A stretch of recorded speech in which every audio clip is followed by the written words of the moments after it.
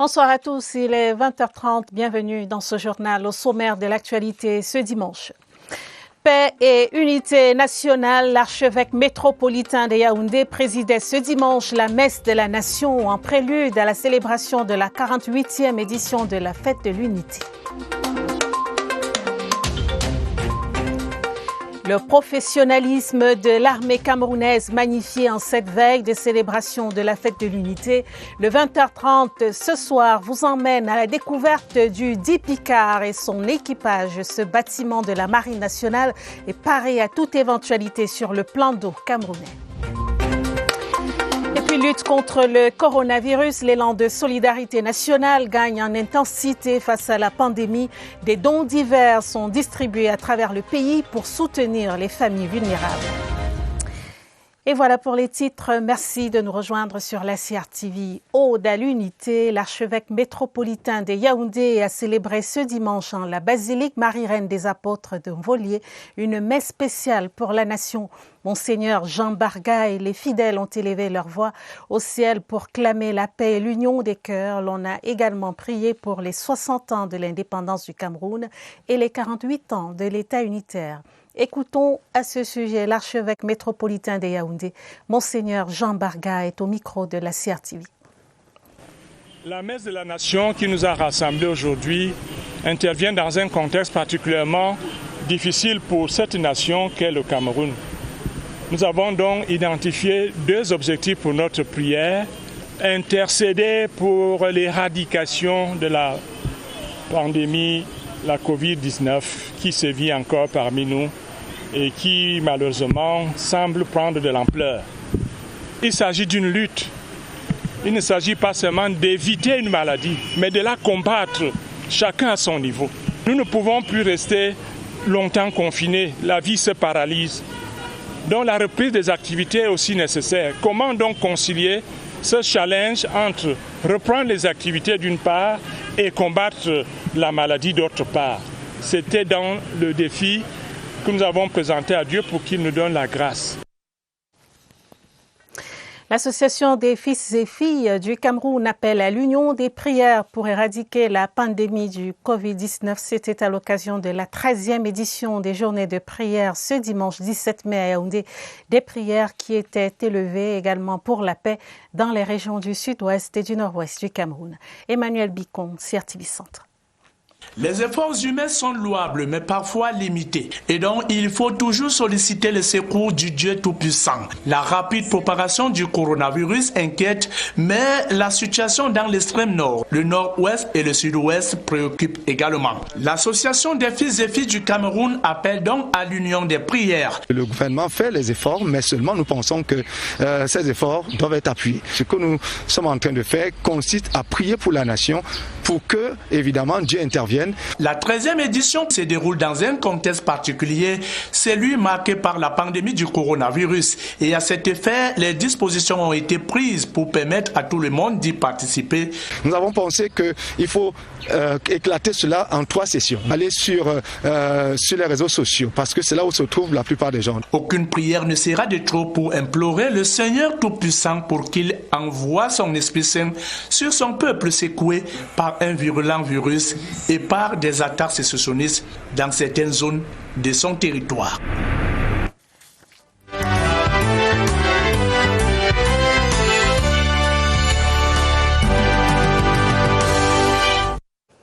Le 20 mai 2020, les Camerounais vont se souvenir de l'avènement de l'État unitaire, clé de voûte du système politique camerounais, le président de la République, Paul Biya, qui incarne l'unité nationale. Tout au long de son magistère, il en a fait une véritable obsession. Maintenir l'unité dans un pays composite comme le Cameroun est loin d'être une tâche aisée. Joseph Clément Mba. En raison de la pandémie liée au coronavirus et des restrictions qu'elle impose, le 20 mai 2020 n'aura ni le même faste ni la même ampleur publique que les années précédentes. Toutefois, le 20 mai, date chargée d'histoire au Cameroun, garde tout son symbole, patrimoine de notre unité nationale. Avec un héritage biculturel anglophone et francophone, 250 groupes ethniques et autant d'idiomes vocaux et culturels, le Cameroun est un pays unique. Malgré les obstacles de toutes sortes qui se sont dressés sur le chemin de son unité, le pays a toujours réussi à former une nation. Le sentiment national existe bel et bien au Cameroun. Il existe, mais il est encore fragile. Allons-nous laisser remettre en cause notre unité nationale, cet acquis essentiel, ce socle sur lequel repose notre pays? Soyons clairs, il n'en est pas question. Élu de la nation dont il incarne l'unité, le président de la République en fait une obsession. Quand les Camerounais sont unis et solidaires, rien ne peut les arrêter. Dans sa praxis politique, le chef de l'État défend la nation contre plusieurs types de menaces à l'unité nationale. Les plus récentes étant certainement la menace Boko Haram dans la partie septentrionale du pays, puis la crise sociopolitique née dans les régions du Nord-Ouest et du Sud-Ouest depuis la fin de l'année 2016. L'organisation d'un grand dialogue national avec l'octroi d'un statut spécial aux deux régions est le témoignage éloquent de la détermination du chef de l'État Paul Biya à maintenir toujours allumée la flamme de l'unité nationale au Cameroun. Sa vocation première est la préservation de l'intégrité territoriale du Cameroun sur le plan d'eau, une tâche que la Marine nationale assure avec professionnalisme grâce à des équipements de pointe. Allons donc à la découverte du dit Picard, un de ces bâtiments parés pour la cause dans l'embouchure du Vouri, investi des missions de surveillance, de lutte contre la piraterie maritime et l'immigration clandestine, entre autres. La vie à bord du dit Picard c'est un reportage de Laurent Soukalia.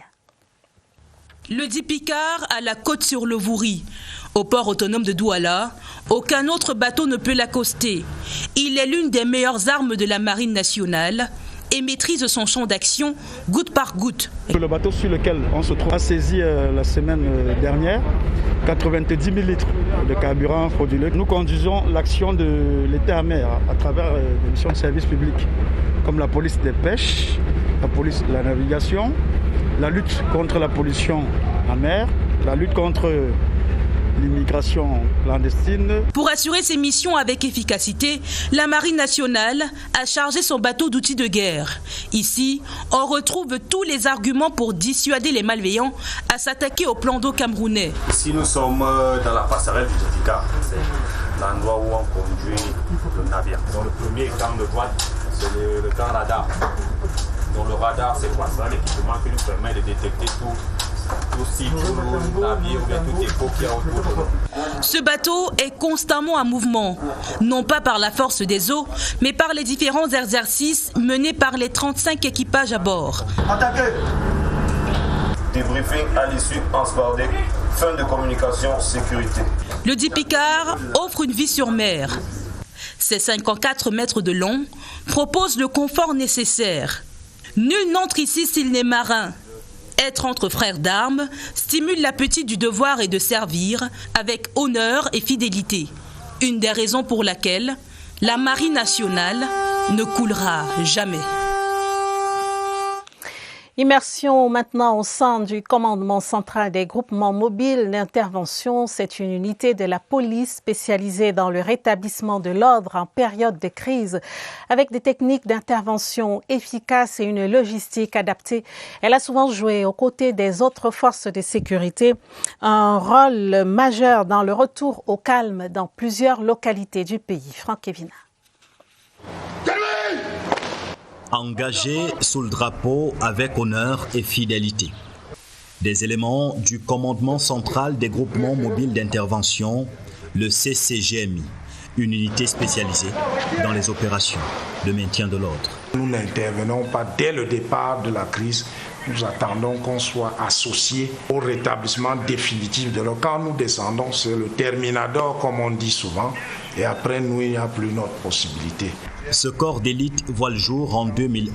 Il constitue une réserve d'hommes bien formés, prêts à réagir promptement en cas de crise.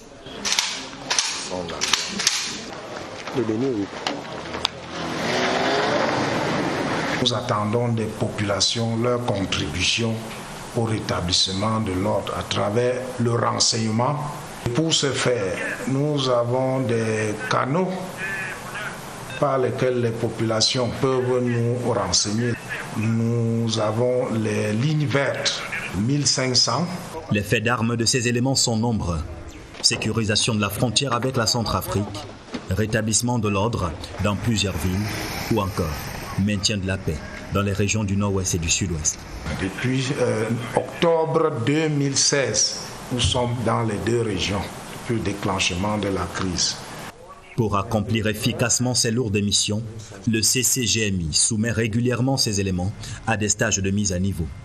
Le commandement central des GMI est par ailleurs doté de moyens logistiques à la hauteur des défis sécuritaires à relever.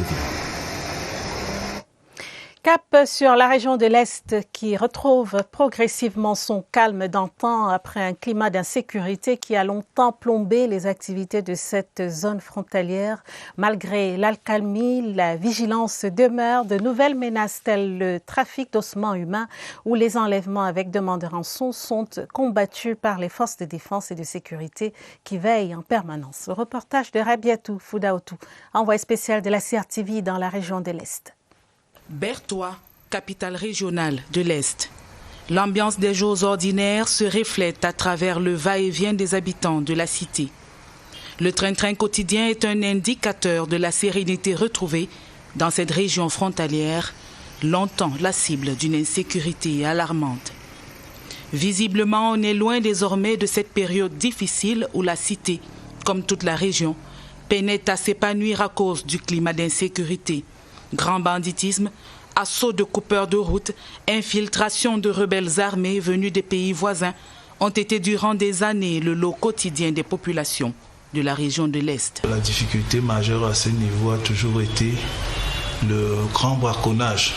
Ces 3 dernières années, nous avons enregistré de très bons résultats dans ce domaine. La situation s'améliore du côté centrafricain de la frontière. Au cœur de la végétation équatoriale, un camp militaire comme une oasis.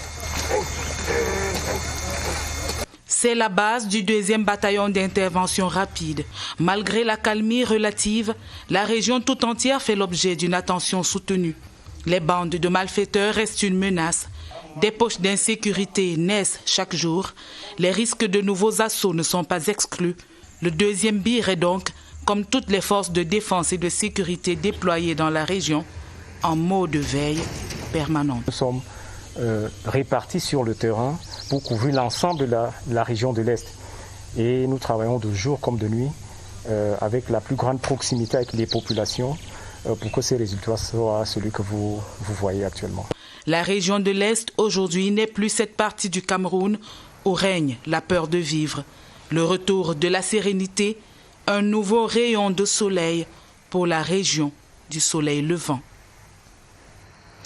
La région du Nord-Ouest, en proie à la crise sociopolitique, aspire elle aussi au calme et à la sérénité. Les populations fondent beaucoup d'espoir sur le plan de reconstruction mis sur pied par les pouvoirs publics. Bamenda dans l'attente de la reconstruction, c'est un reportage de Mohamed Nana. C'est un tissu économique effiloché, voire complètement décousu dans le nord-ouest.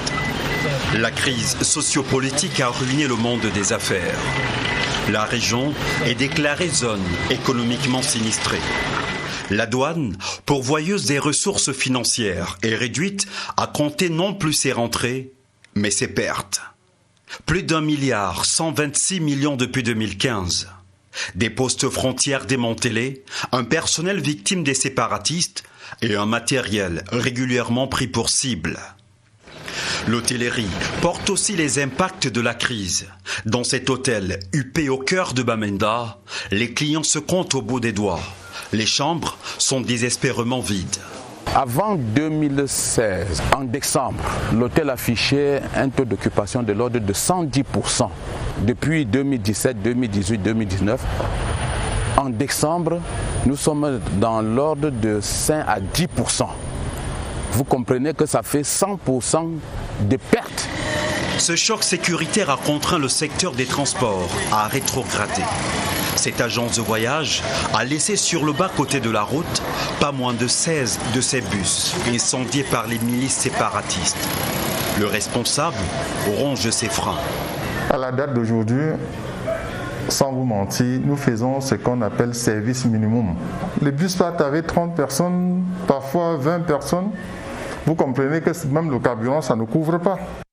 Comment rouler si les routes et autres infrastructures ont été vandalisées?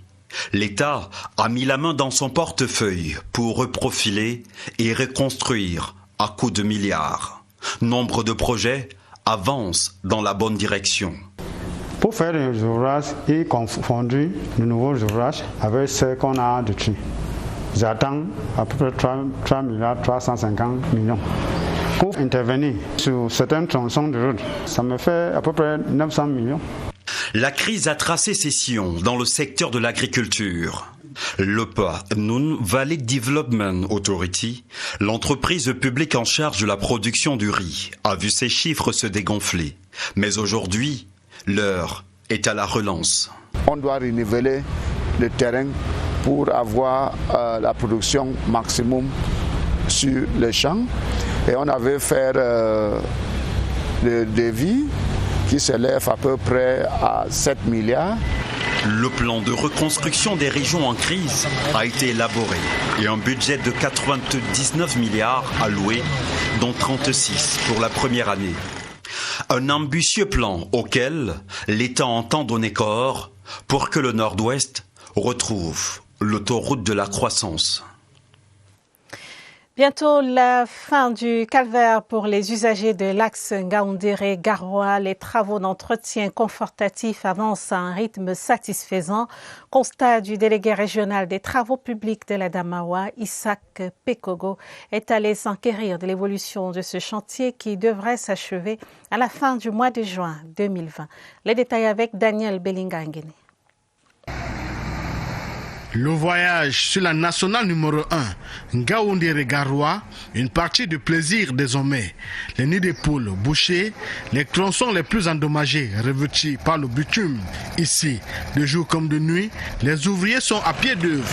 Ceci, malgré quelques difficultés. L'abondance de pluie nous freine parce que c'est des produits qui n'ont... Le premier ennemi du bitume, c'est la pluie. Et en cas de pluie, on ne peut pas travailler. Donc, ce sont les imprévus. La visite technique du chantier par le délégué régional des travaux publics a permis de s'enquérir de l'avancée des travaux. Selon le contrôleur routier, beaucoup a été fait. Le tronçon 2 est totalement achevé. Sur tous les travaux à l'enrobé. L'entreprise s'est remobilisée sur le tronçon 1. Ils ont lancé l'assaut final qui est constitué de la remise à l'état des couches de roulement. Sur place, on peut apercevoir des engins qui continuent allègrement leurs travaux. Et pour une meilleure signalisation des usagers de la route, le marquage routier est entièrement refait. Nous sommes passés là, vous avez vu, et ils sont en train de faire déjà la signalisation horizontale, les marquages sur la chaussée. La route étant un facteur de développement incontournable, d'autant plus que la ville de Garoua va accueillir la Coupe d'Afrique des Nations prochaine, il est de bon ton pour les pouvoirs publics que ce chantier soit livré dans les délais. Lutte contre le coronavirus au Cameroun, le secrétaire d'État à la santé publique évaluait cette semaine les dispositifs de riposte de la région du Nord-Ouest. Ali Mayatou engage les autorités traditionnelles et religieuses ainsi que les leaders politiques à redoubler d'efforts pour barrer la voie au coronavirus. Valentin Kouadou, CRTV Nord-Ouest. Alim Ayatou a commencé sa visite à Maïkazm, ici au poste de dépistage de Sankta. Depuis le mois de mars dernier, 179 422 passagers ont été testés au thermoflash, avec 24 cas suspects enregistrés. Cap aux logements sociaux à Bamenda, le membre du gouvernement instruit que les lieux soient rapidement viabilisés. Le cortège s'est ébranlé ensuite à l'hôpital régional et au lieu d'isolement des malades. Au terme, un sentiment de satisfaction. J'ai fait à peu près 10 régions du Cameroun. J'ai fait le tour. J'ai trouvé ici à Bamenda. C'est comme si j'étais inspiré par quelque chose, par quelqu'un d'autre, de faire le bouquet de ma tournée ici à Bamenda pour constater l'organisation la qualité de l'organisation et la qualité des infrastructures que les gens de Mabenda ont mis en place dans le cadre de cette lutte. Et surtout l'engouement et l'engagement du personnel. Puis s'en est suivi une séance de travail avec toutes les parties prenantes, chefs traditionnels, leaders politiques, autorités du culte, ont été engagés à mettre ensemble leurs énergies afin de venir à bout du Covid-19. Le problème de coronavirus est un problème de l'humanité entière. Voilà pourquoi je continue à dire que j'ai trouvé ici un leader qui conjugue toutes les énergies vers cette lutte et nous la gagnerons sous la houlette du président Paul Biya. À date, la région du Nord-Ouest a enregistré 35 cas positifs et 5 décès. Et on ne le dira jamais assez, la lutte contre le coronavirus passe par le respect des mesures barrières édictées par le gouvernement. À Yaoundé, de nombreux citoyens n'ont malheureusement pas encore compris le bien fondé de ces mesures. C'est le cas dans les marchés où le respect des règles d'hygiène n'est pas observé par la plupart des commerçants. Constat dans ce reportage de Ibrahim Mohamed Abbassi. Marché de Touti, il est un peu plus de 14 heures ce samedi. L'espace grouille de monde. La plupart des commerçants vaquent à leurs activités avec des marchandises et autres vivres frais étalés à même le sol par ces temps de Covid-19. Même scénario au marché du Funti. Seulement ici, le port du masque est un peu plus répandu. Après avoir servi le client, je lave mes mains. J'ai toujours mon cache-nez.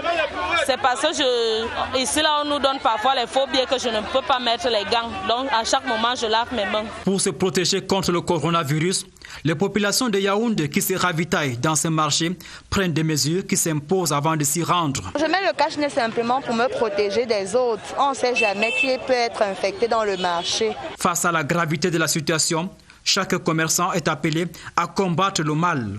Et cela passe par le respect des mesures barrières. Et depuis l'assouplissement des mesures restrictives contre la propagation du coronavirus au Cameroun, certains lieux de loisirs de la ville de Yaoundé renouent timidement avec les activités. Les parcs d'attractions et autres infrastructures de loisirs accueillent progressivement des visiteurs. Les promoteurs de ces établissements, on va le voir, ont mis en place des dispositifs pour éviter la propagation du virus. Reportage de Joël Igor à Banda. Cela faisait longtemps que ce parc d'attractions situé au quartier Ahala, à Yaoundé, n'avait plus reçu grand monde.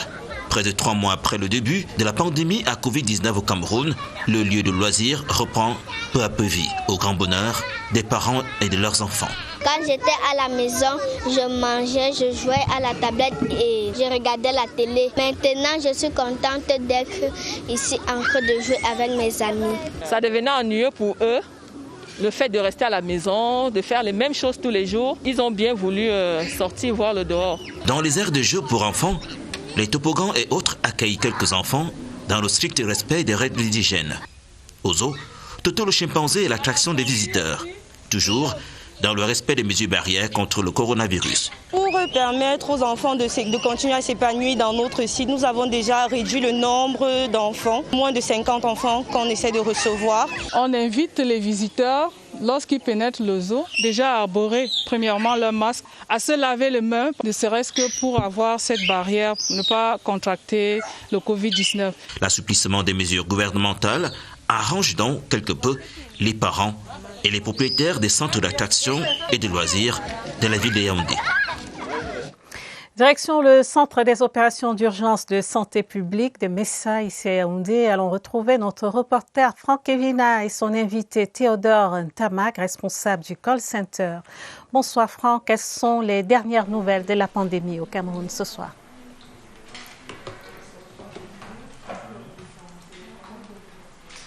Bonsoir Karine Olivier Abid, bienvenue ici au centre des opérations des urgences sanitaires de Yaoundé, le QG de Messa. Il n'y a pas eu de chiffres sur de nouvelles guérisons révélées à la presse ce soir. Le point de presse quotidien sur la pandémie donné par le docteur Toundi a plutôt révélé de nouvelles contaminations, une évolution continue de la pandémie qui, selon le docteur Toundi, relève de l'irresponsabilité et de l'incivisme dont continuent de faire preuve certains Camerounais qui foulent au pied les mesures de restriction et les règles barrières contre le coronavirus.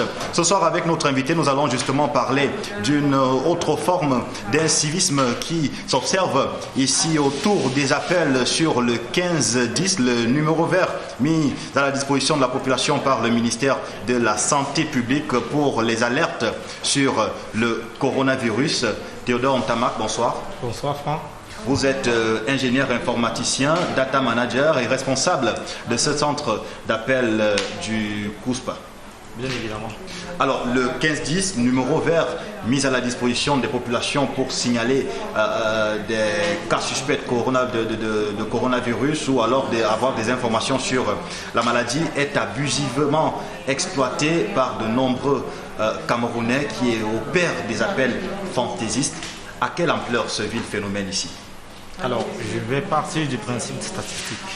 Alors, il faut dire clairement que nous recevons en moyenne par heure environ dans les 2600 appels. Ce qui fait une proportion pratiquement de... nous avons dans les 60 000 appels jour. Et il faut dire que sur ces 60 000 appels, nous arrivons à capter uniquement dans les 4 000 à 4 500 appels. Vous voyez que le gap est assez grand. C'est-à-dire nous perdons environ dans les 55 à 60 000 appels par jour. Sur la trentaine de postes dont vous disposez ici? Pour une réception, comme je vous le disais, sur une réception de 30 postes, nous avons un flux de 60 000 appels jour pour une réception de 30 postes. Donc vous voyez que le gap est grand.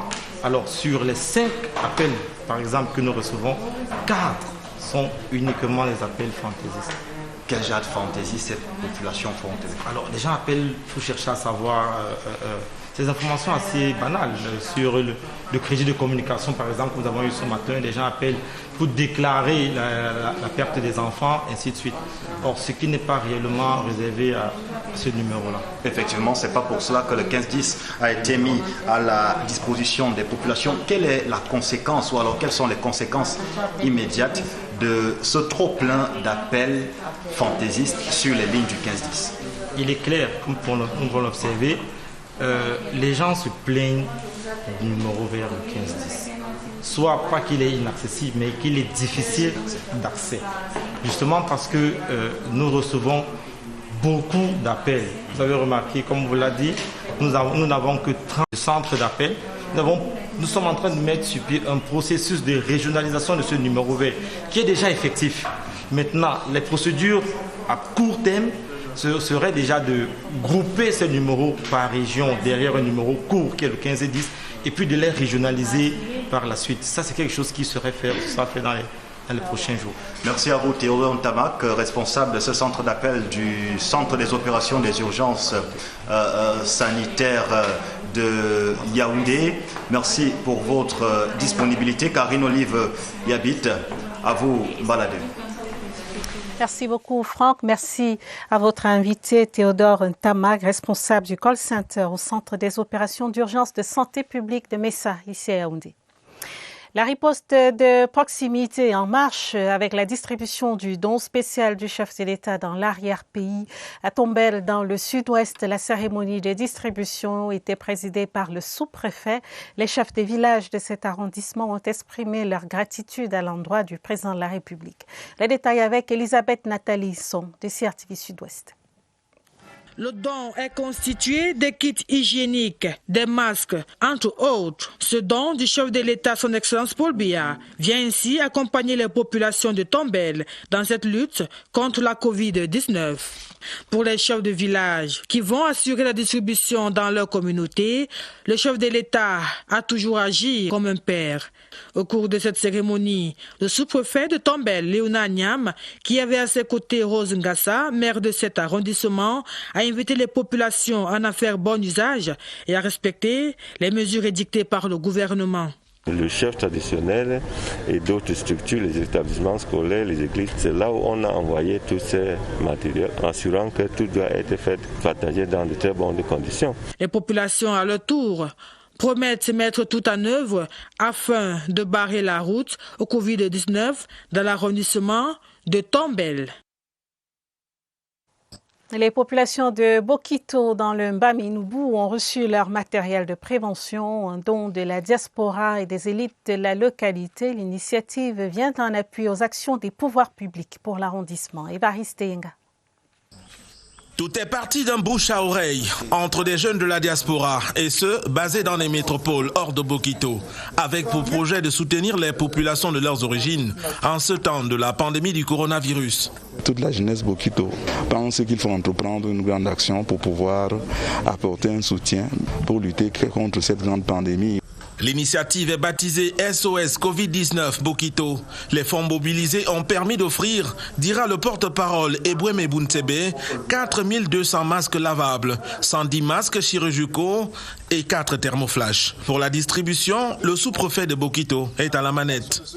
Ces dons sont destinés aux formations sanitaires, aux établissements d'enseignement primaire et secondaire qui vont reprendre les cours. Les 36 chaufferies traditionnelles de Bokito sont les courroies de transmission. L'offre est bien perçue. Un très grand merci aux enfants de Bokito qui ont pensé aux populations locales ici. C'est une contribution au développement de Bokito, localité qui n'a pas encore enregistré un cas de coronavirus.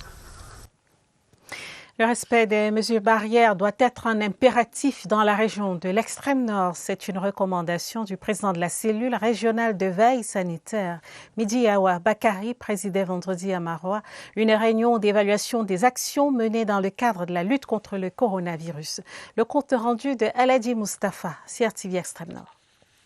Au terme de cette réunion d'évaluation de la cellule régionale de veille sanitaire de riposte contre le coronavirus, l'on retient que les villes de Kousseri dans le Logo-Nechari et Maroua dans le Diamaré sont à ce jour les foyers de cette maladie dans la région de l'extrême nord. La région de l'extrême nord est entrée en épidémie depuis le 29 avril 2020 et à date, nous comptons 27 cas, dont 17 à Maroua, 7 à Kousseri.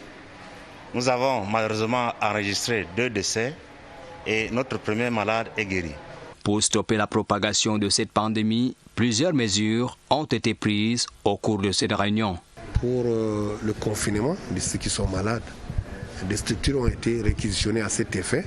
Nous avons décidé de mettre un checkpoint à Gaklé et à Magada.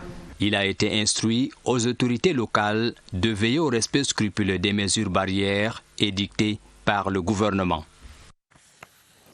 Les populations de l'arrondissement de Baré-Bakem dans le Mungo paraient pour barrer la voie au coronavirus. Elles ont reçu le don spécial du chef de l'État au cours d'une cérémonie présidée par le préfet du département Yves Bertrand Noël Njana. Les précisions de Carmen Olivia Billet. Des cartons de savon, des litres de gel hydroalcoolique, des paquets de masques et plusieurs autres produits sanitaires pour aider les populations de Baré-Bakem à barrer la voie au coronavirus.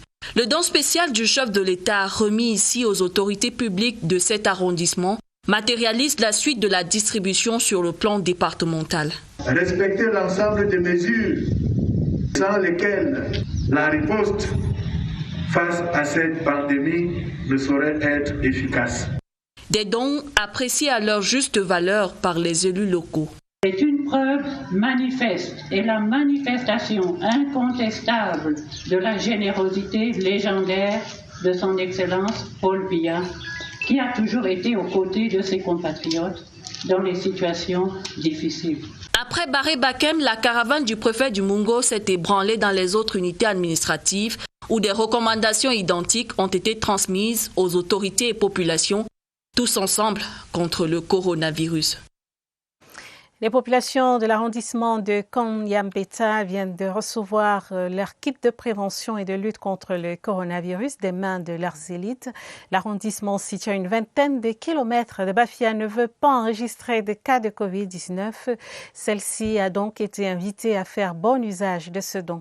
Le reportage de Marlise Eno-Ambarka. Situé à une vingtaine de kilomètres de Bafia, l'arrondissement de Nkonyambeta ne veut enregistrer aucun cas de Covid-19. À la suite du chef de l'État, son Excellence Paul Biya, l'élite du canton Nyambeta, avec à sa tête Alfred Bakega, remet aux populations des 12 villages ainsi qu'au centre de santé intégré de la localité du matériel de protection anti-Covid. Nous avons pensé que nous, les élites, dans l'élan de notre générosité, pourront, n'est-ce pas, apporter un coup de main à cette action qui nous semble, n'est-ce pas, très salutaire. Le don est constitué pour l'essentiel de près de 3000 masques de protection, 200 masques chirurgicaux, des gants pour le personnel soignant, des solutions hydroalcooliques, des bidons d'eau de javel, des cartons de savon. Je ne peux être content par rapport au geste, n'est-ce pas, de nos élites. Je dirais aux populations que ce n'est pas parce que Konyambeta n'est pas infecté par le coronavirus que nous n'allons pas respecter les mesures barrières. La remise du matériel de protection et hygiénique de l'élite Nyambeta était aussi l'occasion de rappeler aux populations le respect strict des mesures barrières pour que jamais le virus n'entre dans l'arrondissement. Et juste après ce journal, je signale Scène de presse, votre émission de débat dominical présentée par Lucrèce Mbenga, qui est donc déjà en studio avec ses invités. Bonsoir Lucrèce, quels sont les sujets à la une de Scène de presse ce soir? Bonsoir Karine Olive Yabit et bonsoir à vos téléspectateurs. Au menu de Scène de presse ce soir, quel traitement pour quelle efficacité en ce qui concerne le Covid-19. Le professeur Joseph-Marie Bendimi, le directeur de l'hôpital Jameau, ici à Yaoundé, est déjà dans ce studio avec moi. Il répondra aux questions de Martine Noël Ndengue, qui est le chef service société ici à la rédaction centrale de la CRTV. En deuxième partie, une autre question en rapport cette fois-ci avec la fête nationale du 20 mai. Les Camerounais aiment-ils le Cameroun? Le professeur Armand Lecaïsomba, sociologue, et le professeur Antoine Wongo Ahanda, directeur de publication du journal L'Essentiel, donneront leurs avis sur cette interrogation. Karine Olive, nous sommes prêts pour un peu plus d'une heure d'échange. À tout de suite. Tout de suite, Lucrèce, Scène de presse, c'est tout de suite après ce journal. En attendant, la contribution de la famille Kadji Defosso, elle vient de remettre aux conseils municipaux de la commune de Bana dans le Honkam du matériel de prévention pour renforcer la stratégie locale de lutte contre la pandémie. Une caravane de sensibilisation et de désinfection s'est aussitôt déroulée au marché de Bana. Laurent Chissoukbe, CRTV Ouest. La croisade s'intensifie au fil du temps. À Bana, l'exécutif municipal, conscient de la dangerosité de cette pandémie qu'est le coronavirus, a décidé d'accompagner les populations avec des outils nécessaires. Dispositifs de lavage de mains, thermoflash, cache-nez, des kits médicaux, de l'eau minérale, auxquels il faut ajouter un respirateur artificiel offert par la fondation Futuala Kadji Defosso. Très flatté d'avoir reçu cette assistance respiratoire. Nous promettons qu'il ne servira pas seulement aux populations de Bana, mais aux populations du département du Honkam. Déterminé à tordre le cou à cette maladie, l'exécutif municipal et tous les membres du comité local de lutte, main dans la main, ont effectué des descentes de sensibilisation et de désinfection dans les coins et recoins du marché de Bana. Ils ont commencé des actions un peu partout, mais ils ont voulu commencer par la commune. Et nous lui disons merci beaucoup pour la fondation Fatula. Le sous-préfet de Bana, dans son allocution des circonstances, a invité les différents bénéficiaires à faire bon usage des dons reçus afin que cette bataille sanitaire soit remportée. Dans l'arrondissement de Mboise, département du Rognon, région de l'Est, les efforts des élites se sont joints à ceux du président de la République pour offrir hier samedi du matériel d'hygiène aux populations. Laure Titiol, CRTV Est. Ce sont 9 villages qui constituent la grande famille Issom Ilong Nsomboud chez les Macamboins qui ont bénéficié des dons de leurs élites. On est bien conscient que la situation devient critique et grave. Il devient de notre devoir d'élite de pouvoir apporter notre contribution à ces populations vulnérables qui, pour certaines, n'ont pas la capacité de s'offrir un masque. Ce élan de cœur, il faut le préciser, est le prolongement des actions déjà menées par le chef de l'État, Madame le maire d'Angossas et l'association des Macamboins. Nous devons mettre notre main ensemble pour pouvoir combattre la propagation de ces maladies. Donc, je tiens à féliciter toutes ces différentes associations qui ont pris cette situation à bras le corps pour nous accompagner. Les populations, à travers danses traditionnelles et par la voix de leur chef, ont manifesté leur gratitude aux élites et à son excellence Paul Biya. Ce que nous allons faire, privilégier d'abord les personnes âgées et faire en sorte que nous respections scrupuleusement les mesures barrières. La région de l'Est a déjà enregistré enregistré 116 cas de Covid-19, dont 22 dans le département du Oignon et 2 décès.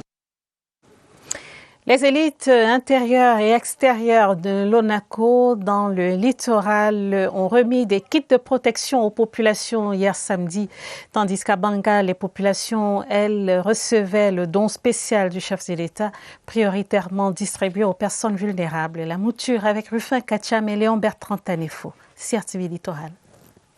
Commune de Banga, localité au potentiel agricole indéniable, fait aussi face à un afflux massif des déplacés internes. Et la lutte contre le coronavirus présentait dès lors quelques failles. Le don du chef de l'État est ici perçu comme une nouvelle manifestation d'une sollicitude constante. Le corona continue à exister. Donc il n'est donc pas question de baisser les bras. Notre président de la République a bien voulu nous accompagner dans cette lutte. Une gratitude également exprimée à la base. En première ligne, les personnes handicapées et les déplacés internes. Le président de la République nous a pensé et c'est une très bonne chose. Le don du chef de l'État vient aussi renforcer un dispositif de riposte en cours d'implémentation par la municipalité locale. Les séances de désinfection des marchés et des administrations se multiplient dans l'arrondissement. L'heure n'était pas au discours ici à l'esplanade de la mairie des Bonnets. Les membres du comité de développement du LONACO, avec à leur tête leur président d'honneur, Georges Christophe Manon, sont venus poser le geste qui sauve, mettre à disposition des populations des 21 villages de cette unité administrative des kits barrières contre la Covid-19. Et nous avons pensé à nos populations en tant que comité de développement. Se félicitant de cette marque de générosité du CODAN, félicité Sidiki Manon, maire de la commune des Bonnets, dit garder la main tendue. Nous avons la section Mungono OSD qui a commencé. Nous avons le MIRES qui a suivi. Nous nous sentons comblés de pouvoir être accompagnés dans cette lutte. Pour l'autorité administrative, l'absence de cas de Covid dans cet arrondissement ne signifie pas relâchement des mesures barrières. Ces savons seaux, gel hydroalcoolique qui viennent s'ajouter au don spécial du chef de l'État, déjà remis à ces populations, vont à coup sûr nous faire gagner le combat que nous menons contre cette pandémie. Un geste de solidarité bienvenu. Ramadan 2020, les fidèles musulmans dans la dernière décade du mois de jeûne, des privations quotidiennes qui donnent une saveur particulière aux dons offerts à près de 400 familles défavorisées dans la grande communauté musulmane à Douala.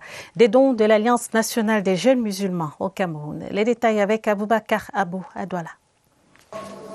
Et de 6 pour l'Alliance nationale des jeunes musulmans du Cameroun. Pour cette année, c'est près de 400 familles musulmanes qui ont témoigné de la générosité de l'équipe. Le panier de chaque bénéficiaire était garni de riz, d'huile, de sucre et autres produits de première nécessité. Puis le lancement de cette action, c'est un peu plus de 30 millions de francs CFA que les jeunes musulmans du Cameroun ont investi pour rester d'accord avec leurs principes de solidarité, de fraternité et de progrès. L'initiative bénéficie des soutiens des élites, notamment Jean-Stéphane Biatia et Ali Bachir. Nous avons pu réunir ces dons à travers l'appui et le soutien de nos partenaires pour venir en appui, n'est-ce pas, aux membres de notre communauté, non seulement pour les permettre de parachever, n'est-ce pas, ces derniers jours du fin du mois de Ramadan, mais surtout de les aider ça va les aider à bien organiser, n'est-ce pas, la fête de fin de Ramadan. Et à contexte spécial, édition spéciale, la 6e du genre s'est doublée d'une remise des masques et autres gels hydroalcooliques pour lutter efficacement contre le Covid-19. Nous allons continuer à être davantage aux côtés de notre communauté afin de relever le défi de l'avenir pour que le Seigneur Tout-Puissant protège le monde entier de ce virus. Et comme cerise sur le gâteau, les participants ont bénéficié d'une séance de sensibilisation sur les méthodes de protection anti-coronavirus. L'honorable Jean-Jacques Zam, au chevet de la communauté musulmane des Bolova dans le sud, le député de l'Anville a distribué des dons de denrées alimentaires pour soutenir ses compatriotes en cette période de jeûne du mois de Ramadan. La cérémonie s'est tenue au quartier Aoussa de la ville de Douala, des Bolova. Les détails avec Rose Olinga, des CRTV Sud. Il est de tradition depuis 8 ans. À chaque période de Ramadan, l'honorable Jean-Jacques Zam ravitaille la communauté musulmane des Bolova en denrées alimentaires. Une sollicitude qui cible cette année les 1500 âmes du quartier Aoussa des Bolova. À la communauté musulmane qui est en plein jeûne de Ramadan, il est donc question de les soutenir. Ils ont reçu des denrées alimentaires, du riz, nous avons de la farine, nous avons du sucre. De manière exceptionnelle, le don du parlementaire de l'Anvila intègre les kits wash en vue de prévenir des cas de Covid-19 au sein de la communauté musulmane des Bolova. Nous avons des seaux pour pouvoir laver les mains chaque jour pour et se préserver contre la pandémie de la Covid-19. Le geste de l'honorable Jean-Jacques Zam, qui témoigne du vivre ensemble, lui a valu au sein de la communauté musulmane du chef-lieu de la région du Sud le titre d'Abba Zam. Abba Zam, c'est Papa Zam. Et comme je l'ai expliqué en salle, Zam, c'est un nom familier chez les musulmans parce que l'eau bénie qu'on boit à la Mecque, ça s'appelle Zamzam. Les adeptes de l'islam des Bolova ont de quoi tenir pendant cette période de jeûne qui s'achève dans quelques jours.